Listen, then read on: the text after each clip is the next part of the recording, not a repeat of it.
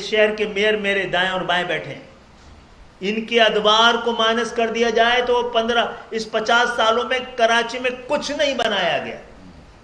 جو بھی ہے کراچی میں جتنا بھی ہے انہی ادوار کا ہے.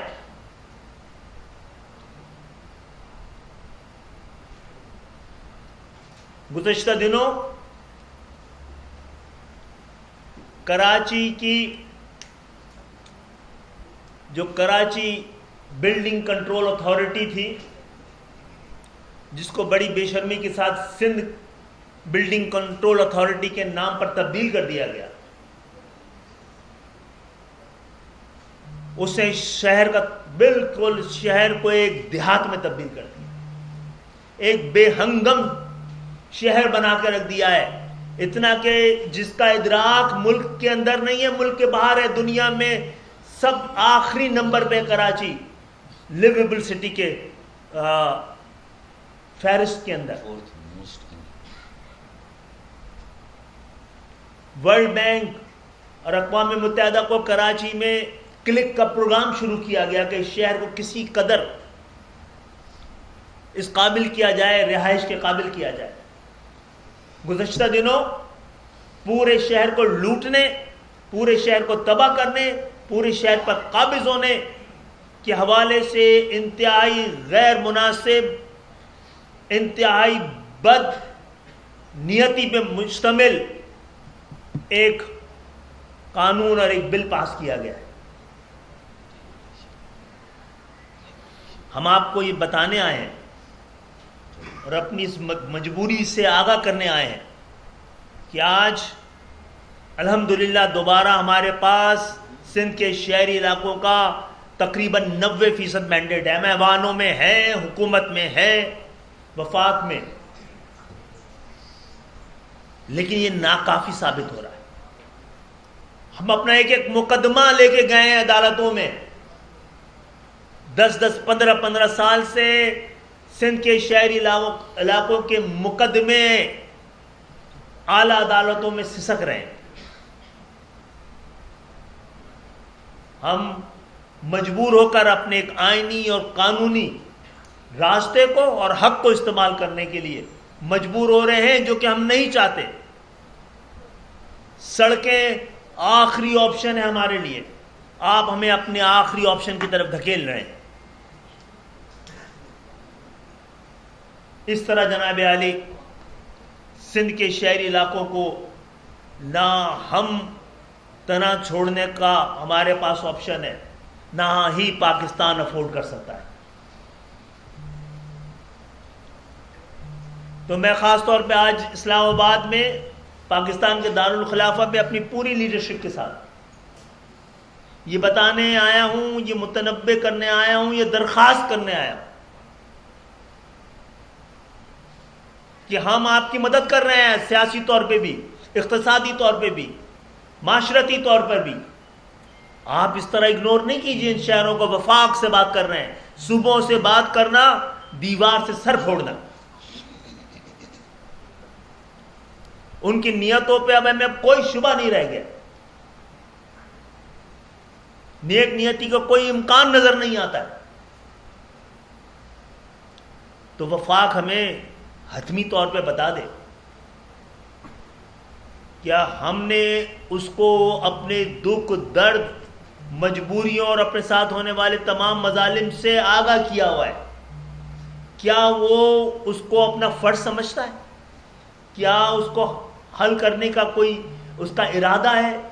کیا اس کے پاس اختیار ہے کہ وہ شہر جو کہ بہت زیادہ پاکستان کی معیشت کے لیے ریڑھ کی ہڈی، پاکستان کی گروتھ کا انجن ہے، وہاں کے مستقل باشندوں کے ساتھ 50 سال سے مستقل زیادتیوں کا کوئی حل تلاش کیا جائے. معزز صاحب حضرات، اس حوالے سے ہم تو حل پیش کر چکے ہیں، اپنے لیے نہیں. پاکستان کی اس جاگیردارانہ جمہوریت، ان خاندانی حکومتوں، موروثی سیاست سے جب تک ملک پاک نہیں ہوگا، ایسی جمہوریت جس کے ثمرات عام پاکستانی تک نہ پہنچیں، آپ اپنے سینے پہ ہاتھ رکھ کے بتائیے اس کی کس کو ضرورت ہے؟ یہ کیسا مذاق ہے کہ ملک میں جب جمہوریت آتی ہے تو بنیادی جمہوریت ختم ہو جاتی ہے، اور جمہوریت نہیں رہتی تو بنیادی جمہوریت آ جاتی ہے۔ ہم نے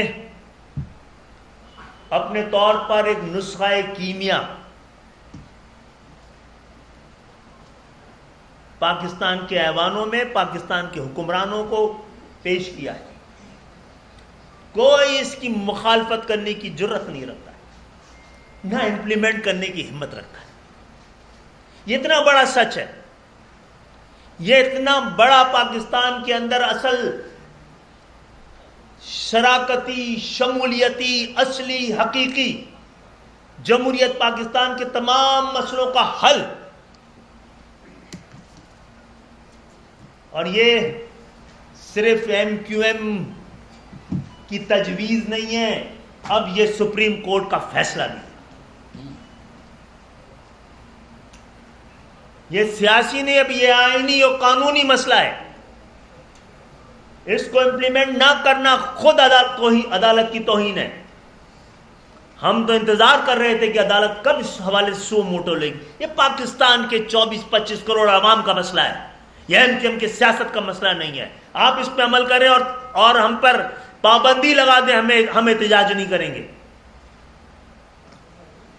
ہم جتنے لوگ جو سیاسی جدوجہد کر رہے ہیں، یہ پیشہ وارانہ سیاست نہیں کر سکتی ہے۔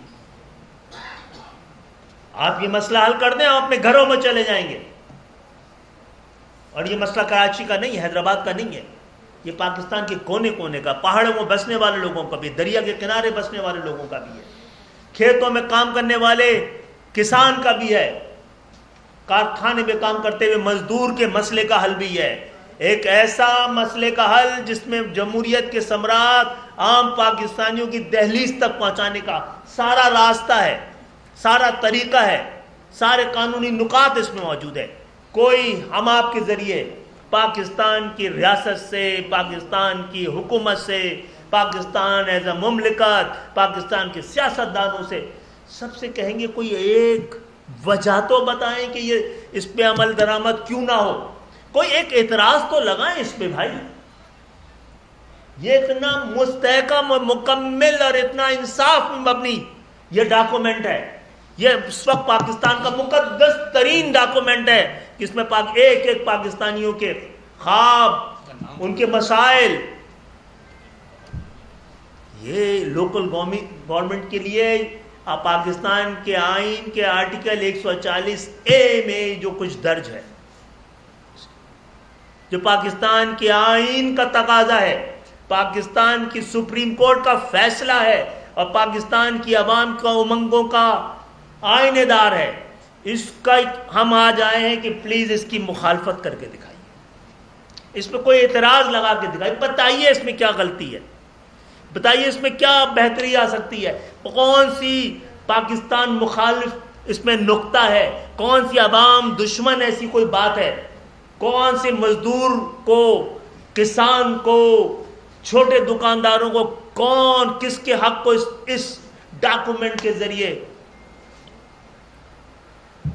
محفوظ نہیں کیا جا رہا۔ آپ کے ذریعے پاکستان کے اس حکومتی کیپٹل، اس مرکز کے ذریعے میں بیٹھ کر ہم یہ چیلنج کر رہے ہیں، اس کی مخالفت کی ہمت کیجیے جناب۔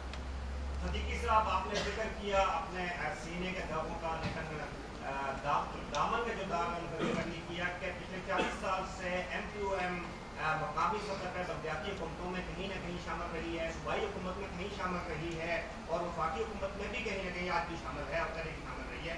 کراچی کی آپ نے سینکڑوں معلومیوں کا ذکر کیا، ان معلومیوں میں سے کسی بھی معلومی کا ذمہ دار آپ ایم کیو ایم کو نہیں قرار دے رہے، یعنی اس میں کہیں بھی کوئی فیلیئر نہیں ہے، تو سارے کا جی ضرور دوسروں پہ ہی ہے۔ دیکھیں جی ماشاءاللہ ایم کیو ایم پہ ماشاءاللہ ساری ذمہ داریاں ہیں، سارے الزامات بھی ہیں، ہر طرح کے الزامات بھی ہیں، ہر طرح کے کیس بھی ہیں۔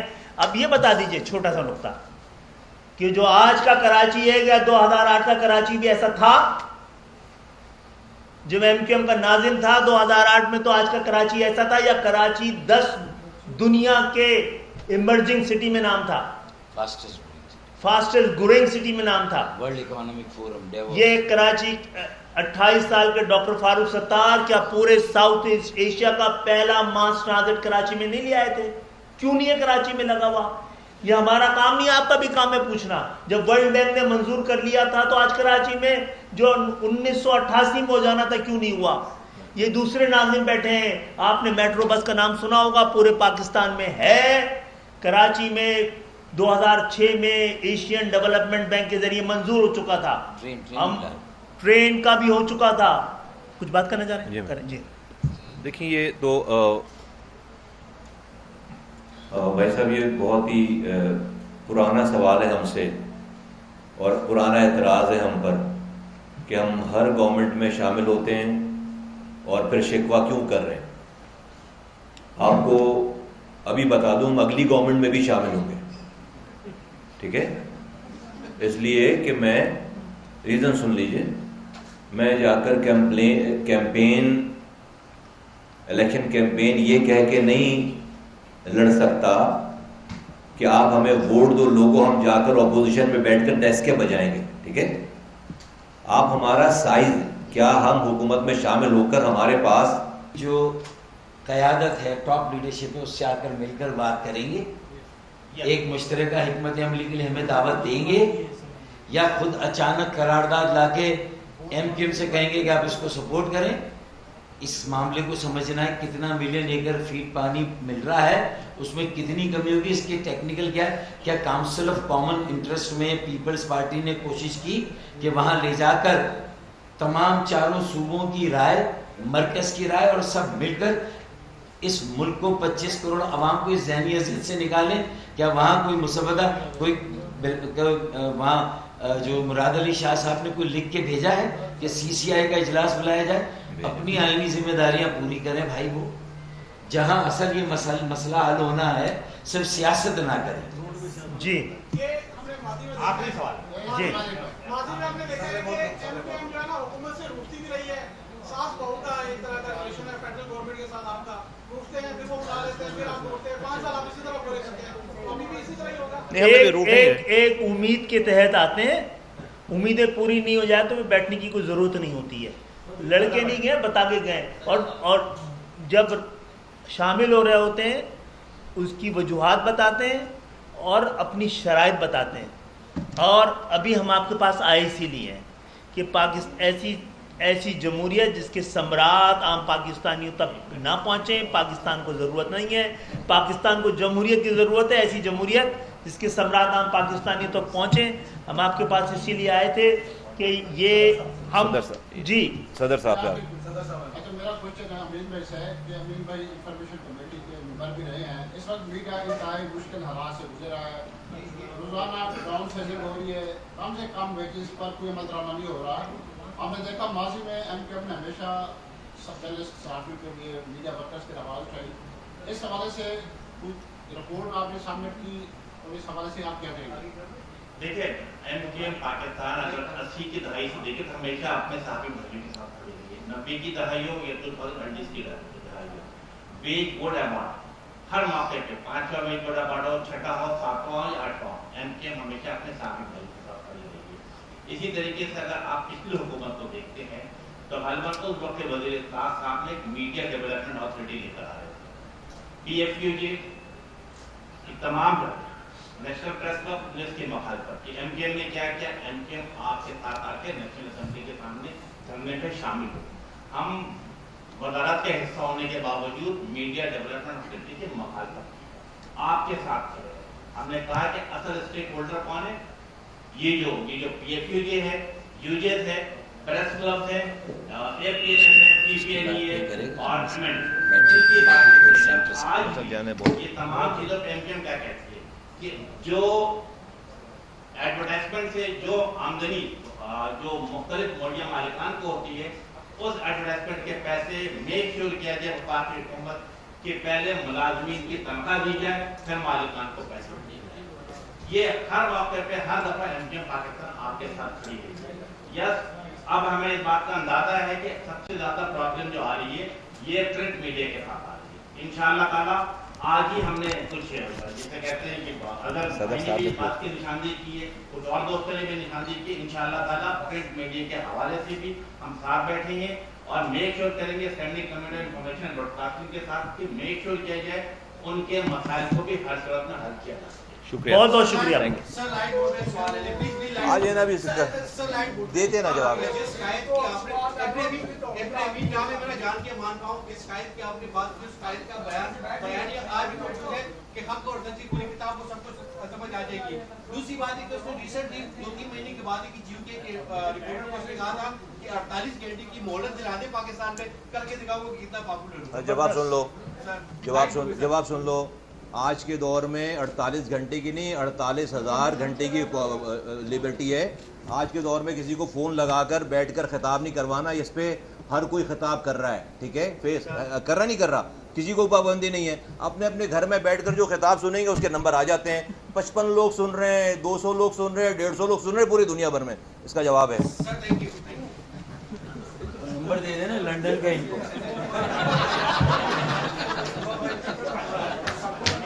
Number delete